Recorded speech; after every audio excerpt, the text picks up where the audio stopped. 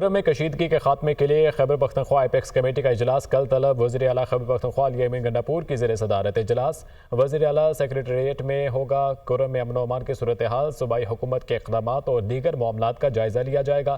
کرم میں اشیاء ضروریات، دیگر بنیادی سہولیات کی فراہمی اور قیام امن کے لیے اہم فیصلے ہوں گے۔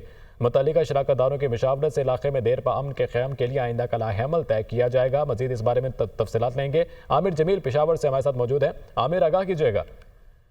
جی بالکل، دیکھیں ضلع کرم میں جو جاری کشیدگی ہے اس کے خاتمے کے لیے وزیر اعلیٰ کی جانب سے ایک اہم قدم اٹھایا گیا ہے اور اس میں کل ایپیکس کمیٹی کا اہم اجلاس جو ہے وہ طلب کر لیا گیا ہے۔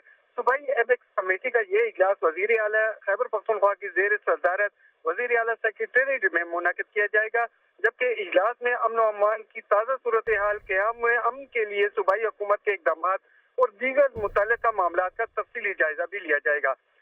سول اعلیٰ افسران اور عسکری قیادت، متعلقہ اراکین اور صوبائی کابینہ سمیت متعلقہ ڈویژنل اور ضلعی انتظامیہ کے حکام بھی اجلاس میں شریک ہوں گے۔